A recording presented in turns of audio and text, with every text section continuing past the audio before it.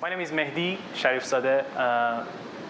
Thanks for attending my talk. This talk represents parts of my PhD research at the University of Southern California, which is partly funded by Google during the summer 2006 by a research grant.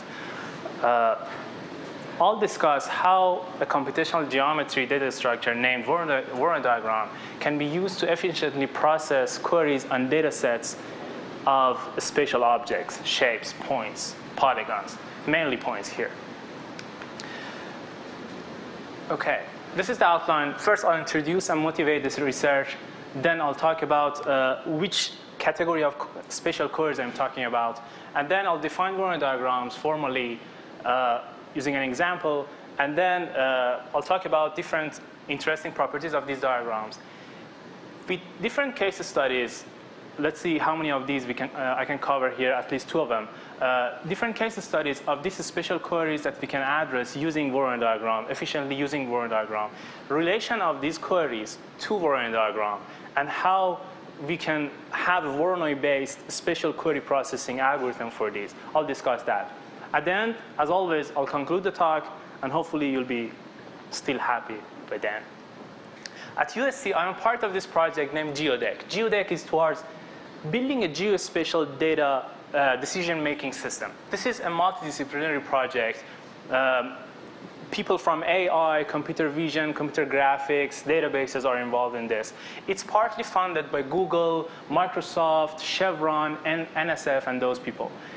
And the mission of the project is that we want to build rapidly and accurately a geospatial space, which is information-rich and realistic. So it's kind of building a 3D model of a city, but using realistic data. And the system should be connected to different real data sources about that city. And then at the same time, using the system, we can support visualization. We can issue interesting queries on top of this model, and then do data analysis capabilities. There are different applications in city planning, crisis management, real estate, and even these days, news broadcasts. And then let me first show you a video of whatever we have so far, if you see the video. Okay, I guess I need to switch.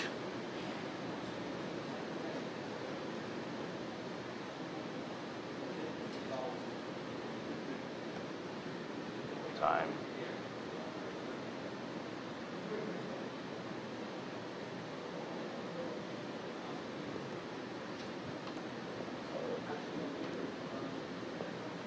I have the video somewhere here. Okay, another. This one should be seen. No. Okay.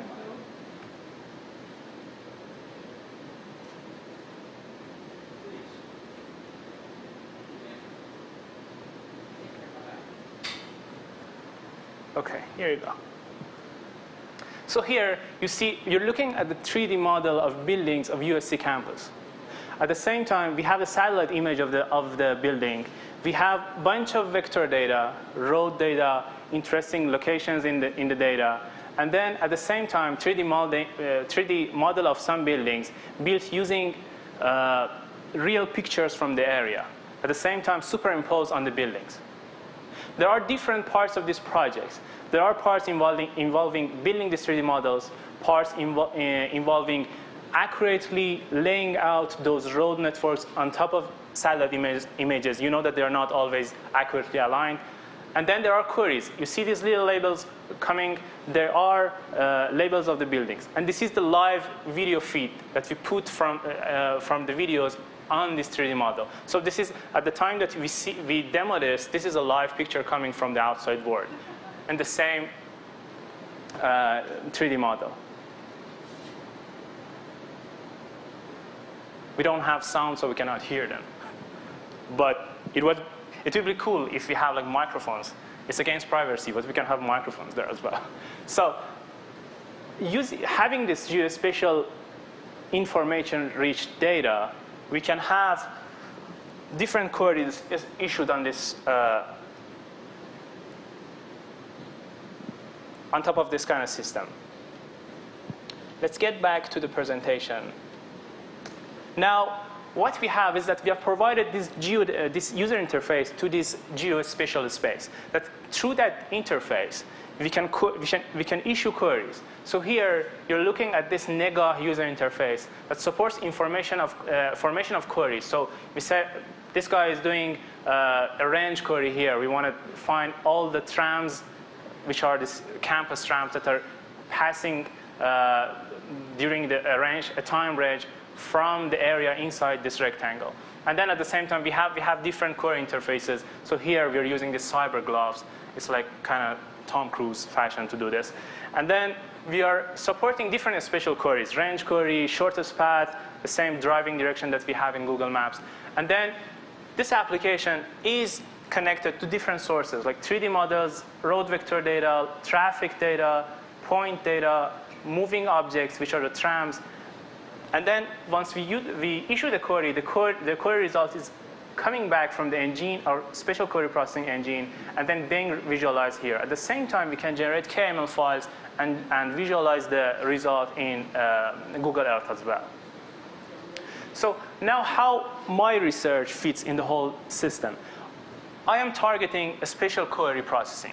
And I'm mainly interested on those spatial queries that are looking for spatial objects in a database of objects that minimize or maximize a distance-based location, a distance-based function, which is geometric function. For example, let's say this is my location, X, Y, latitude, longitude. Give me the closest restaurant to this location. That's a very simple sample of these queries that I'm targeting. Or let's say I have a database of the location of restaurants in an area, the location of all police stations in that area. Give me the restaurant in that database that with the maximum distance to its closest police station. Let's say we want to see, okay, if there is something going on in the restaurant, which restaurant is critical because the police station is too far.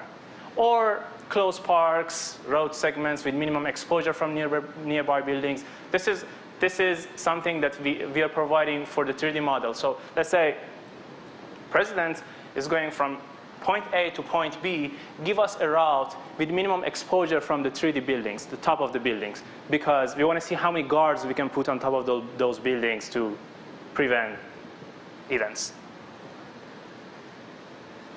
Okay?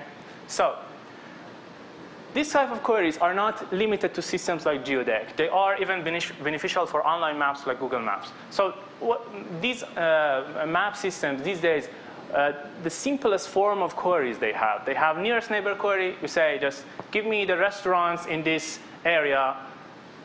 Give me the restaurant in this area. Or you're just saying, okay, this is point A, that's point B. Give me the driving direction from A to B. But we want more. I want more as a user. So one thing we can do is that, okay, the user says, okay, this is location A, that's location B. Give me the restaurant closest to both A and B, which is I want to minimize the total travel distance. We are two friends. We want to meet somewhere to dine in an Italian restaurant. Give me the closest restaurant to both A and B. This is called group nearest neighbor query in database terminology. At the same time, you might have this interesting query. You say this is location A, and then I want to start from this location A. I want to go drive to a gas station to fuel my car. After that, I want to go dine in an Italian restaurant. After that, I want to go and watch a specific movie in a movie theater that shows that movie. Then give me the path, which is the shortest route from A to A gas station, A restaurant, and A movie theater. And then the total travel distance should be minimized. So the result of the query will be go to the gas station A, go to the restaurant R, and then go to the movie theater M. And then the route is minimized, the travel distance. We call it sequence route here. So there are two main specifications of these queries that we can recognize. One is that either in the query result, for example, this closest restaurant to both A and B, the result resides in a local neighborhood. For example, here, the restaurants which are candidates for the result of this query are close to the shortest path or driving direction or the route from A to B. Or there's a region within which the result of the query is invariant. So for example, if you say the query returns from location A, go to gas station G, restaurant R and M, and then you move A little bit farther in this region, again the query returns you G, R, and M. So there might be a polygon like this, a region in general, within which the result of the same query is invariant. So if you say, okay, this is B, my location B, I want to go to gas station, restaurant, and movie theater, it gives you the same result. So now we show how this data structure named Voronoi diagram exploit these kind of properties to address these queries. So now let's first define a Voronoi diagram. What is a Voronoi diagram? A Voronoi diagram, given a set of endpoints, like these orange points, a Voronoi diagram partitions the space into n regions. Each region, like this region, corresponds to one point and includes all the points in the space whose closest orange point is that point. So any point here, so any point like Q within the region of P, its closest neighbor or closest orange point is P. Q inside the cell of P, we call this Voronoi cell of P. Distance between Q and P is less than distance between Q and any P prime. They have been used since 60s, but they named it after someone named Georgi Voronoi, which it should be Y here. It's not limited to Georgi and math and those things. They have seen everywhere in the nature. You can see it in art, architecture. So they are a source of inspiration for encoding the concept of closeness. So in these examples where you say you see them in our relation, where are the points? The points are the center. So the points has been deleted, but the point is the center. For example, if we go back in this stone, the points are the center of a force that we're just forcing something outward. Now, is any arbitrary tiling of a space a Voronoi diagram with the point removed? Or are there certain tilings which are not valid Voronoi diagrams? It's unique. What do you mean? In a Voronoi diagram, it's always unique. It's right. Always, with a given set of points, always you're getting the same thing. Right. So, but if I segmented the space arbitrarily, okay. Would you be able to say this is a Voronoi diagram? Oh, that's another problem. Looking at something, you can find points. It's not always. For any arbitrary partitioning of the space, you cannot recognize the corresponding point that generates that Voronoi diagram. Yes?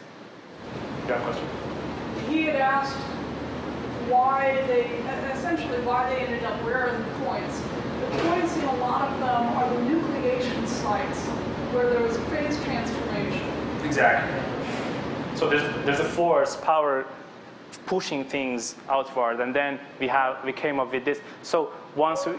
Or that it grew that way. For example, if you're solidifying materials in the polycrystalline structure, you're going to have various places where it starts solidifying and then it grows from there and then it bumps into its neighbor when it reaches the equidistant point. Exactly. Okay, now let's go for the properties. Generally, this type of diagram, they capture the concept of closeness. So you see, you have a distance, then based on this distance and objects, you define this diagram. Then for a given set of points or objects, they are unique. And then what we call ordinary Voronoi diagram are the diagram in which the points or objects are 2D points and or ND points, and the distance is Euclidean distance, the shortest, the length of the line connecting those 2 points. And then using, oops, sorry. Okay. Now, using Voronoi diagram, in the Voronoi diagram, the complexity of the diagram is order n. So the number of vertices and edges of this diagram, these vertices and edges, is order n. And the average number, it's proved that average number of Voronoi neighbors or vertices of each cell is less than or equals 6 if you average over all the points for any distribution. And this is good. Okay. Now, the definition of Voronoi diagram is flexible with respect to two things. One is the type of data space, whether it would be 2D points, 3D polygons, or even if you can map documents in a peer-to-peer network to high-dimensional points, then you could have the Voronoi diagram of those points in that high-dimensional point. There, the distance is similarity between documents. And then, so two parameters, type of data and the distance that you're defining. Now, if we change any of these, we will have a variation of the Voronoi diagram.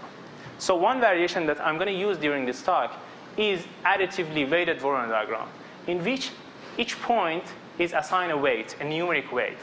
And the distance between any location in space and any point, orange point here, is defined as the length of the Euclidean distance between Q and P here, plus the weight of P. So here, the difference between this one, additively weighted Voronoi diagram, and general Voronoi diagram is that you have this weight here.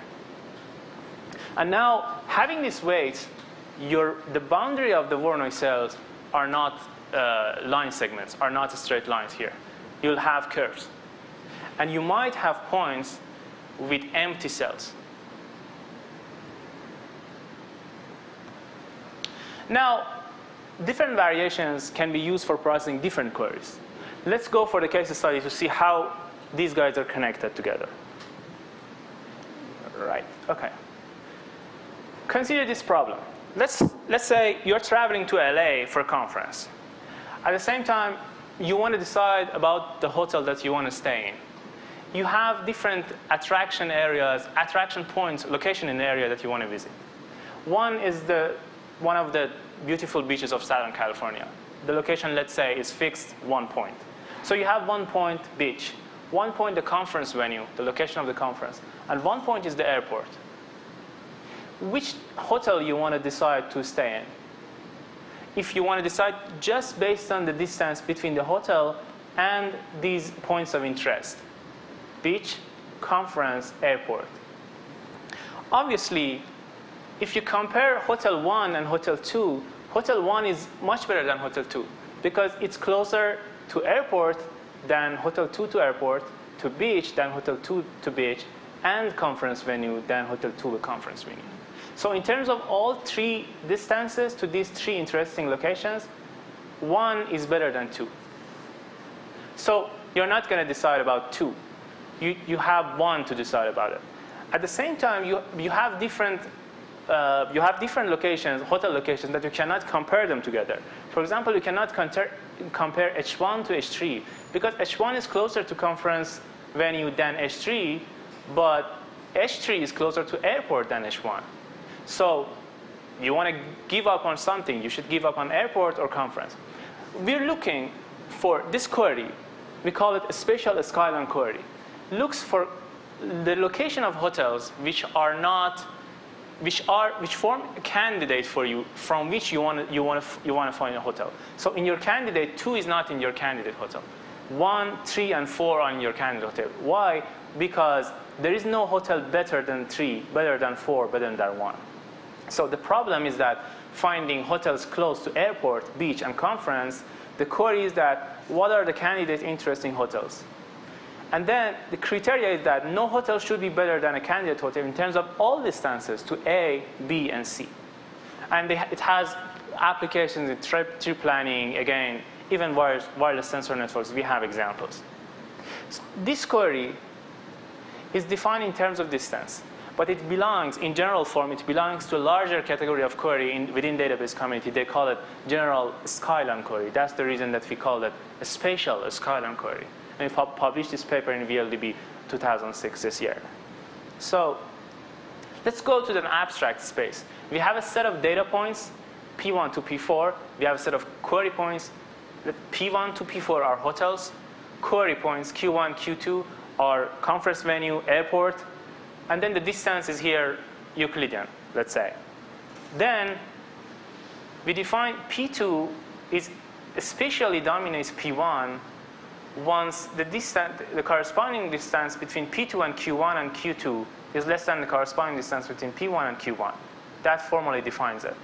Distance between P2 and Q1 is less than or equal distance between P1 and Q1. P2 and Q2 is less than P1 and Q2.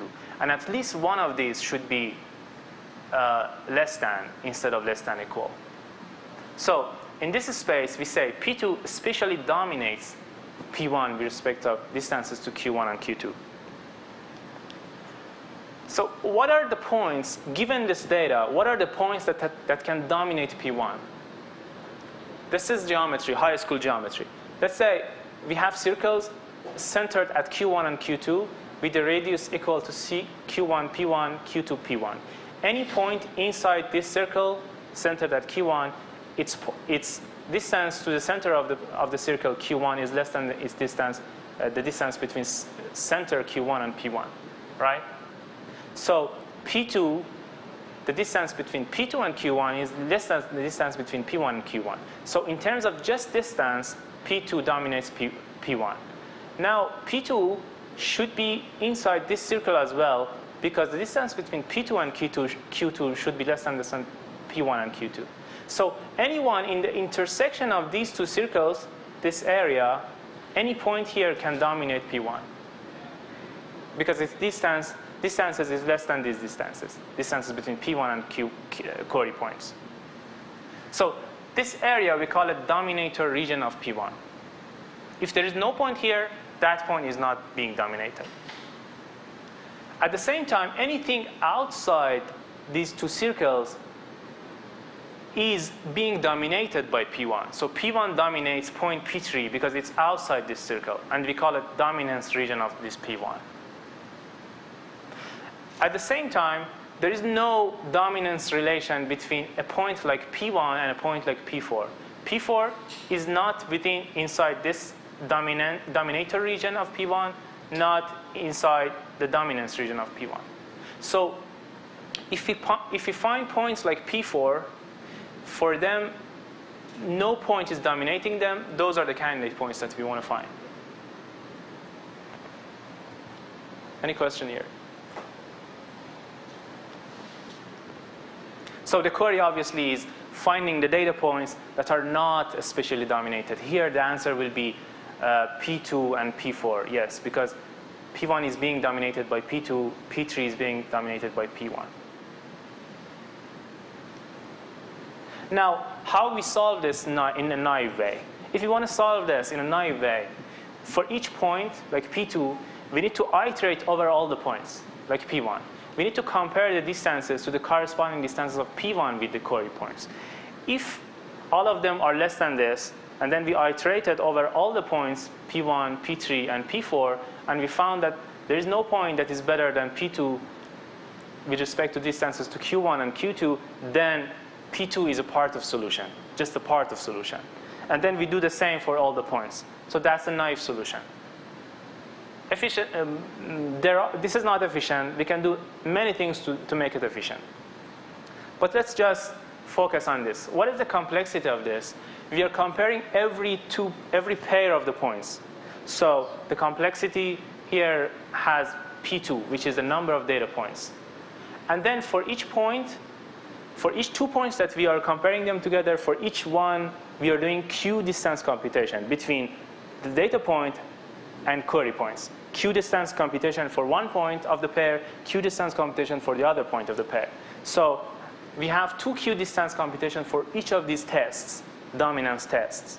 So then the complexity will become order P2Q. But this is not good. This is not, the complexity is high.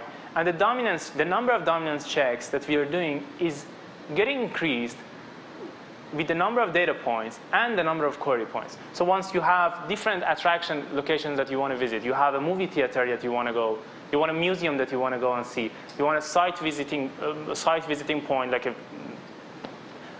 somewhere, a mountain or something that you want to go and see. This is not scalable in terms of number of points that you're adding to your query. I have a question. Sure. If the distance computation is really the limiting factor in this algorithm, can you cache it for the query? The query is coming in real time. Right. So, but for one query, you don't need to look up the distance for every pair. You could just look up the distance from each interest point to each starting point and cache it. No. At the time of the query, you're getting a number of query points. I think what you say it is when you compare P1 to P prime, if you've already computed the distance from P prime to You P1. cache that thing. That's one thing, yeah. Yes. There are many things you can do over that naive approach. The naive approach is just because we want to realize that how a naive approach or even an improvement of a naive approach is not good. So let's go to the properties. What do we have here now? Okay. This belongs to the general skyline algorithms. This is a large category of algorithms, queries. There we have a database, a multi-dimensional database. Each record has 2 columns, rating, price. This could be hotels, but they're not locations.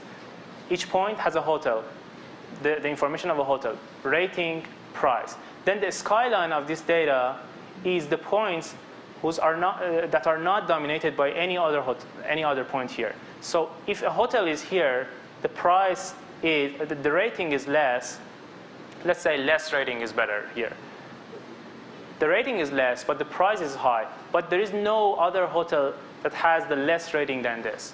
So if you find the skyline of these points or the hotels, then we are getting the skyline of this database. But the thing is here, these attributes are static and they are not spatial. What we have is that we have the space of locations, longitude and latitude, and then the query comes by user in real time, the location of the user, the location of the queries. And then these attributes, which are defined in terms of query points, are dynamic. So we cannot use general skyline algorithm for this problem. And at the same time, this problem belongs to a geospatial space. So there are lots of opportunities for optimization once realizing the geometric properties of the problem. There are many works in the literature on general skyline query and spatial nearest neighbor. I'm not going to talk about them. So the complexity of naive approach was order P2Q. We want to decrease this complexity by increasing the number of data points that we are checking and decreasing the number of query points that are affecting the results. We show that there are query points that they're not actually affecting the results. Now, first, we identify a subset of definite skyline points. For these points, we don't need to do anything. We don't need to do a dominance check. Let's see how these points are. So we have data points, orange points, query points, light blue points. If we have the Voronoi diagram of data points, orange points, then, and this is the query points, and the triangle is the convex hull of the query points. The convex hull is the unique convex polygon that includes all the points in a data. So now, if there is a point like P whose Voronoi cell intersects with the convex hull, the point P is a definite skyline point. And there is no need to do dominance check for this point. So if we have the Voronoi diagram of the data set and we form the convex hull of the query set, then we just do an intersection between Voronoi cells and the convex hull. We don't need to do any dominance check for these points. I'm not saying that these are the only points in the result. These are definite points in the result. So there should be actually in the result. There are more points as well. That's the main property we have exploited and proved to find this algorithm. So let's go for algorithm to see how this works. The algorithm is Voronoi based, so it utilizes the Voronoi diagram. How it works, with no dominance check, adds any data points whose Voronoi cell intersected with the convex hull of Q. So we eliminate a number of dominance checks here. At the same time, we do dominance checks only for a limited set of points. And what are those points? Those points are the neighbors of these definite skyline points that we just found here. So we don't need to do the pairwise thingy. We don't need to do lots of computation. At the same time, as we are using the convex hull of the query points, you see that if there is a query point inside the convex hull, obviously that query point is not affecting the result. So in the previous example here, we have 4 query points, but one of them is inside the convex hull. So we can just eliminate this. We can prove that this point is not affecting our result. So even if we do the naive solution, we don't need to do the distance computation with this point. So these are 2 observations. And actually, we proved this. So let's see how this works. So we have a set of data points. Then we are getting, we assume that we have the Voronoi diagram of data points given or pre-built, pre-computed. So we have this. Then we got the query points, light blue points here, 4. The first step of the algorithm, the name of the algorithm is VS2, is that we compute the convex hull of the query points. This is easy, order log, n log number of query points, which the number of query points are always, they're not that many compared to the number of data points. Then we start traversing the Voronoi diagram from a random point, any point. At each step, we do, so the order of this traversal is in the order of sum of distances of the points that we are traversing, we are visiting in the diagram, the sum of the distances between this point and the vertices of the convex hull. So if we want to get inside the convex hull, we want to traverse this and get inside the convex hull, we need to minimize that distance. So we start from that point, we visit all the neighbors of that point, the cell of that point. We do the same iteratively. At each time, we are visiting this red point, and then we are extracting all the points whose Voronoi cell are neighbors of the Voronoi cell of the visited point. We use a min heap sorted based on the distance between the points that we are visiting and the vertices of the convex hull. So this obviously gets us inside the convex hull of the points. We don't have, notice, we don't have any tool to browse the space, the data points. We are using the Voronoi diagram. We're using this Voronoi diagram to traverse the space. We don't have any R tree, we don't have any index structure, flat data points. They're not sorted. So once we get here, we know that this point is one of the skyline points. Why? Because its Voronoi cell is intersecting with this convex polygon, convex hull of the query points. Then we go further. So for this point, we didn't do any dominance check. We just check the intersection of the Voronoi cell and the convex hull. Further, that's the second point, third, fourth. So far, we did no dominance check. Instead, we did intersection check between the Voronoi cells and the convex hull. Now, here comes this point. This point is not a definite point. Why? Because its Voronoi cell is not intersecting with the convex hull of the query points. So we need to examine this. Even now, we just examine this and do the dominance check between this point and the points found so far. We have proved that if any point want to dominate this point, if any point in the data points want to dominate this point, it should be found so far using this traversal that we are doing. So you see the whole Voronoi diagram and traversing the whole Voronoi diagram during the using the adjacency of the Voronoi cell gives us this nice directed traversal of the space, so that we find the spatial skyline points in an order that eliminates the pairwise comparison of the points. Now here, that's another point because of this intersection, and then we are done. Now you might say, okay, we have traversed the whole space, but now notice that this could be a small part of the whole Voronoi diagram of the points. And then once we start from any point here, even a point here, in a small number of steps we can get here. I have the complexity here, I guess. Okay, let's say this. Now, you might say, okay, when you want to stop this traversal? This traversal stops somewhere in the middle of this traversal. Why? Because once we have the very first skyline point, we can form the dominance. We can maintain the dominance region of that point. The dominance region of that point is anything outside this. So once we arrived at the boundary of this small rectangle, we can stop. So obviously this stops somewhere. And we have observed that we are stopping very earlier than getting to that boundary. Now, what is the time complexity? Order S2, which is the number of skylines that we found, number of results. We are doing, in the worst case that we are doing dominance check, we are checking just with the vertices of the query points, which is the vertices of the query points are always less than the number of query points.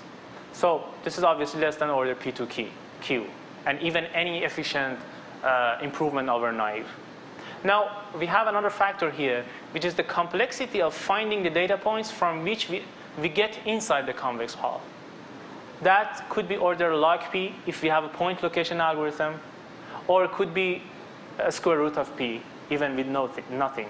Because if you have all the points in an S-square shaped region, then you just need, on average, you just need to get to traverse just one width of it, or width and length of it. We did this experiment using USGS data, including 1 million locations. X is the number of query points. It's raining here. Number of query points. And this is the query response time that we got. We see BBS is the only general skyline algorithm that is applicable on this problem, but it's just for general skyline problems. It uses an artery on the data points. We use a Voronoi diagram, pre-built Voronoi diagram on the data points. Now you see how the improvement is. So once we get more queries, our improvement is getting better. So less than 0.5 seconds, even with 10 query points, and it's getting better. So the difference in improvement is getting better. So I guess even with 100, I've tried this with 100 query points, even with half of the data size, even with 250K query points, and it's still, I don't have a number here, but it's still better than BBS, much better than BBS. Any questions so far? So let's go. So what are the benefits of Voronoi diagram for this specific query? We got a data structure that gives us directed traversal of data points. At the same time, we can explore the local neighborhood that includes all the result of the query. At the same time, we have this finding. We found a set of definite skyline points in terms of their Voronoi cell. So still Voronoi cell or Voronoi diagram is useful here. Now, in the actual paper, we have a variation once you have the number of your query points are moving, or you have non-spatial attributes. You want to decide on the hotels based on their distance, the distances and their prices, or their rating. And then a future direction that I'm working on is that instead of those Euclidean distance between hotel points and the conference venue, we need to drive. So we need to go through the road network.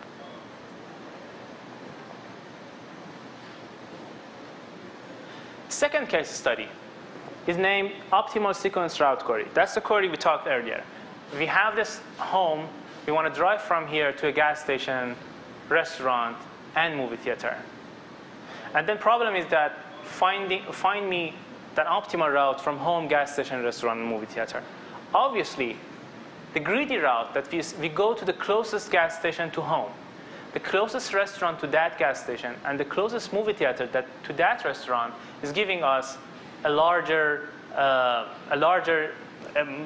longest distance route. Because we are, at each step, we are optimizing only a segment of this route. So here, if these are 1 unit, the length of this route is 15. Once we go with the optimal route is this one, which is 12. You see that the gas station is actually the second closest gas station to home. And the restaurant is the farthest restaurant from gas station. But the thing is, the travel distance, some of the travel distance from home to the movie theater is minimized. So you see that the greedy route is not good here.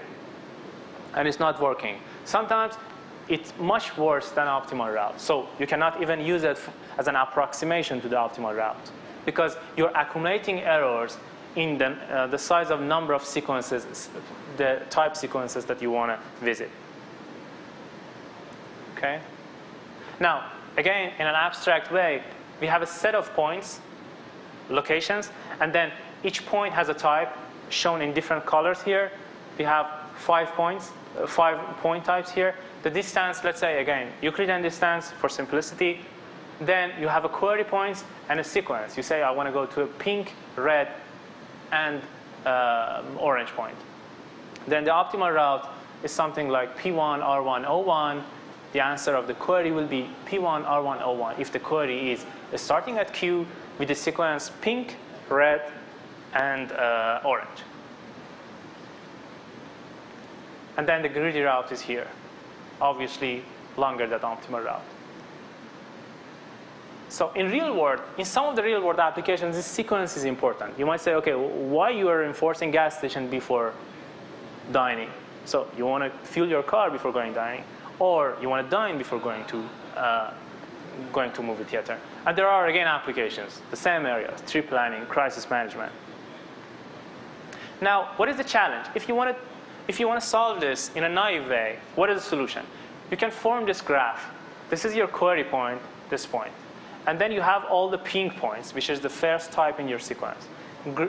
Red points and orange points. You connect this Q point to all pink points. Each pink point to all red points, each red point to all orange points. Now, if you find the shortest path, and then and the weight of each edge from Q, from one point to another point is distance between 2 points. And then if you want to find the optimal sequence route, you need to find the shortest path from Q to any of these orange points. Then you pick the smallest one, the one with the shortest distance. So any Dijkstra flavored algorithm, A-star algorithm, any shortest path on directed graphs algorithm can be used to solve this. But the problem is that the number of edges are growing with the number of data sizes. The whole computation grows exponentially with the size of the sequence and polynomially with the number of data points. So once we add more points here, this graph is getting larger. It's structured. You don't want to store it, but if you want to store it or keep it in main memory, you cannot do it. Maybe you want to use external memory algorithms, but again, there are lots of improvements that you can do over this naive solution. Now, we introduced this query in VRDB journal. We provided 2 solutions. One for vector spaces, which is not actually Voronoi based. It was using an R3 data structure, and another algorithm for metric spaces, which was through road networks. The distance was the shortest path through road networks. Similar queries has been introduced by the database community, a special database community. Trip planning queries. They eliminate the sequence. They just say subset. Let's say I want to go to a gas station, restaurant, and movie theater, but no sequence. Give me the one with the sequence that gives the optimal route. And that's actually NP-hard. So they provided approximation solutions. And other queries like k-stop queries. Now let's say how I'm using Voronoi diagram to solve this. Remember, ordinary Voronoi diagram, we have Euclidean distance 2D points. And that was if a point Q is inside Voronoi cell of P, distance between Q and P is less than distance any P prime and Q. Now we have additively weighted Voronoi diagram. Each point is assigned a weight, and then if Q is inside the Voronoi cell of P, then the distance between P and Q plus the W or weight of P is less than distance between Q and P prime and weight of P prime. So we're adding one weight to Euclidean distance to define another distance. We're going to use this for sequence queries. Now, we have exploited two properties.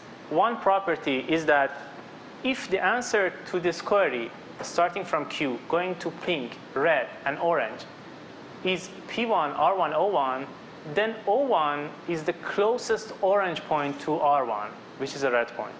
And the intuition is that if you add any other point, like O2, which is not the closest point to R1, you'll get a longer point, a longer route. The same can be generalized for any sub-route of this route, actually a suffix route of this route. So if from Q to pink, red, and orange, you're getting P1, R1, O1, then if you start from a specific point, P1, and you want to go to a red point and an orange point, then R1, O1 is your answer. Obviously, the same, we generalize the previous result, because if from pink point P1, we go to R2, O2, which is red and orange, and this is longer than this, then the end result is longer than P1, Q1, O1. So you see that we are recursively defining OSR query. So if the OSR query, the answer of the OSR query from Q to a pink, red, and orange is P1, R1, Q1, O1, then the OSR query from P1, which is the very first point in our optimal route, to a red and orange, which is the suffix of this original sequence, is R1, O1. So any suffix of the route is optimal if we start from the end. This was the closest point to R1. R1, O1 was the closest route with pink, red, and orange from P1. So here we have the same result. The suffix R1, O1 is the answer only depends on the location of P1. Why? Because once we found P1, which is the first pink point in the route, then the rest of the route can be independently defined using the subsequence of this original sequence, red, orange, and the location of P1. Now we do this. For each pink point, we do this. We find the optimal sequence route from each pink point to a red point and an orange point. Once we do this, for each pink point, we can assign one weight. The weight is the length of the optimal sequence route that we just found for each pink point. So here, the weight of P1 is the distance between P1, R1 and R1, O1, the sum of these. Now, what we have, we know that per definition of OSR, as the answer of this query is starting from Q, going to pink, red, and orange is P1, R1, O1, then the distance between Q and P1 plus the weight of P1, which is P1, R1 plus R1, O1, is minimum over all the PIs. Because we just defined the weight of PI as its distance to red and orange is in its optimal sequence route to red and orange. So now it reminds us of this formula. We were minimizing distance between a point Q inside this region to P1 plus W of P1. Here we are minimizing the same. So you see the relation. It might be hard to get, but at least you see that the same relation that we are having to define an additively weighted Voronoi diagram, the same relation is coming out of the properties of the result of optimal sequence route. So now, based on this, we define this optimal sequence route query processing scheme. If we assume that we have the sequence beforehand, before the query time, so you know that the users are going to query for gas station, restaurant, and movie theater. That's the limitation we have here because we want to pre-compute. Then we construct, if we have 3 types, we construct 3 different additively weighted Voronoi diagrams to find the optimal sequence route to any query. Then this is offline. So we construct these points offline. Then in online, we just get the location of the query. You say, okay, here is my location, and the sequence as gas station, restaurant, and movie theater. And I have built all the Voronoi diagrams pertaining to that sequence. Then we iteratively use this Voronoi diagram. How we use that? First, we have the additively weighted Voronoi diagram of all pink points. Let's say the sequence is pink, red, and orange. I have the AW-Voronoi diagram, additively weighted Voronoi diagram of all pink points. First, I locate Q inside this diagram. I find the point P1, the point corresponding to the cell including Q.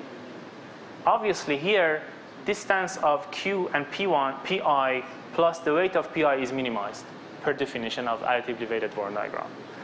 So I have point P1. Then I use the additively weighted Voronoi diagram of red points. I locate P1, the pink point that I just found, in the Voronoi diagram of red points. I find R1 as the red point corresponding to the cell including P1. The same happens with R1. I find R1 in the ordinary Voronoi diagram of orange points. Then the cell includes R1 has O1 as the point. Now, what is the result? The result is P1, R1, O1. The 3 points that I just found using these 3 Voronoi diagrams. I didn't talk about how we build these diagrams because it was the same way that we answered this query, the reverse traversal of this query can give us the same this Voronoi diagrams. So building these Voronoi diagrams is similar to doing the same query processing, but in a reverse order. We start from the ordinary Voronoi diagram. Incrementally, we build additively Voronoi diagram of red, additively weighted Voronoi diagram of pink, and then we are done. So now, this is the data set. We use a sample of those USGS data set, locations in the entire US, 250K locations, X sequence size, the number of types in the query, and this is query response time. We compared this Voronoi-based approach, OSRV, with the R3-based approach, RLORD. And then you see, this is even using locating the points in 12 Voronoi diagrams, we are answering the query almost instantly. Because obviously we have pre-computed everything, but the nice thing is that the whole pre-computation information is encoded in Voronoi diagram. But the result is getting increased, the time is getting increased even if we have more number of locations here.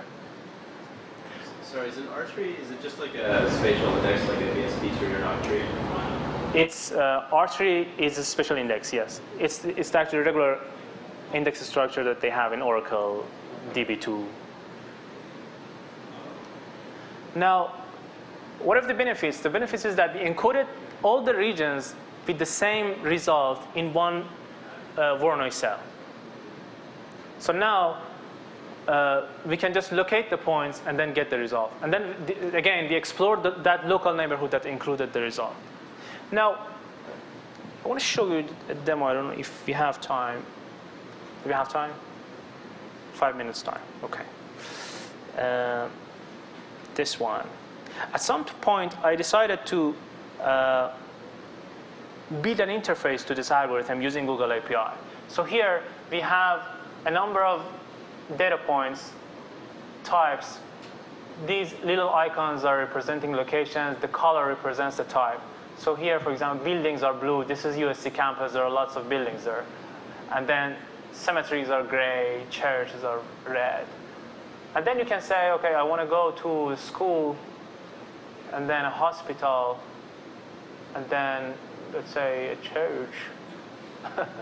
I had a bad example when we had demoing this. I had this hospital, cemetery, and church, which was giving a good result. I'll show you that one as well.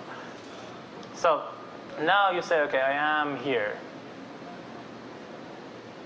Then you see it's going through Euclidean distance, so it's not going through the road network. But the blue one, the blue route, is the optimal route, and the red one is the greedy one that you go to closest school, then closest hospital, and closest church.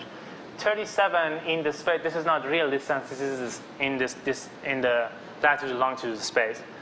Is 37 the optimal one? 45 is the greedy one, and so on. So you have different point types.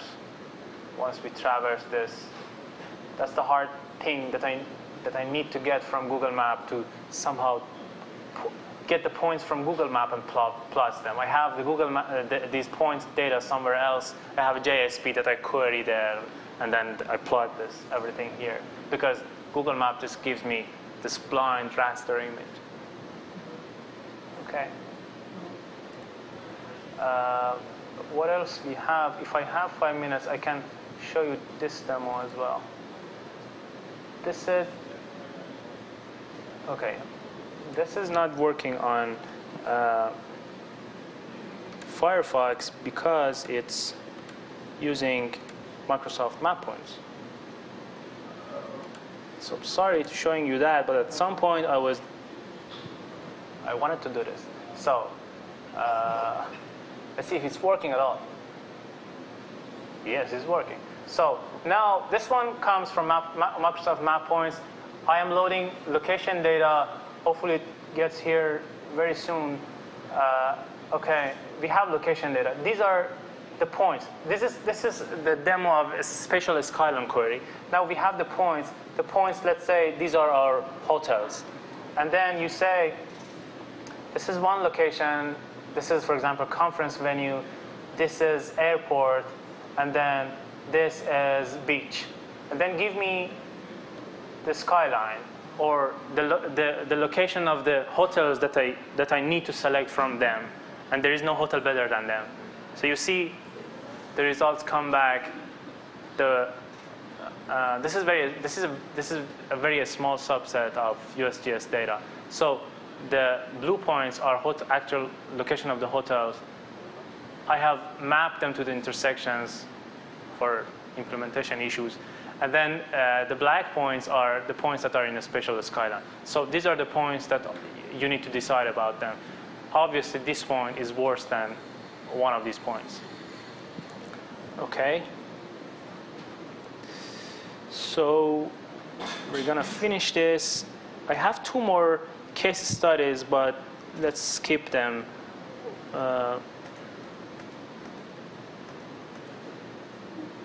So to conclude, the Voronoi diagrams, before conclude, the Voronoi diagrams, they encode this concept of closeness.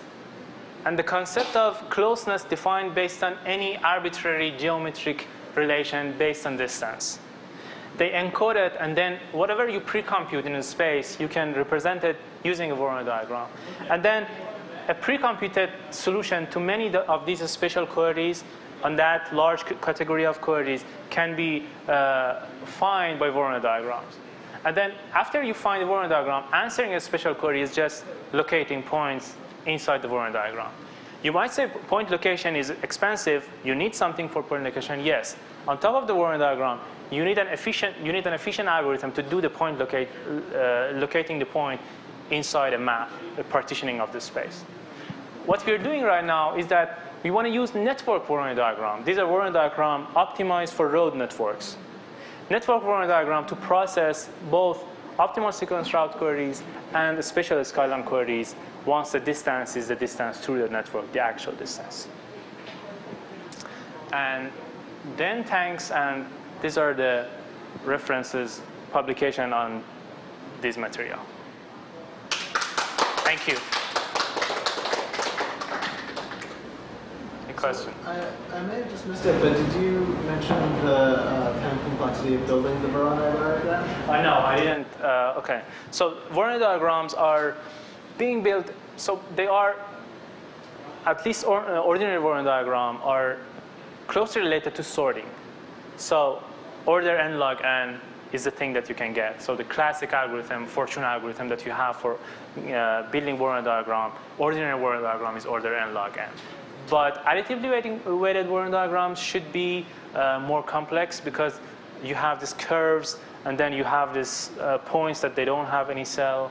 But it should not be that bad. And the representation is order n because each point has. Yes, at least with the ordinary, even with the additively weighted Voronoi diagram. With the ordinary Voronoi diagram, the number of vertices and number of edges is order n. Once you store it, just order n. And then once you have the average number of Voronoi neighbors, 6, you'll end up having like 6n, storing 6n information. And there is a dual representation of the whole thing. And that's actually the thing that we're using. We're not using those polygons, Voronoi cell. We're using this Delaunay triangulation or Delaunay graph, which is a dual structure of the Voronoi diagram. I just talked about Voronoi diagram and I described everything based on Voronoi diagram because they are very good for visualizing things. But the whole implementation is using Delaunay triangulation or Delaunay graph.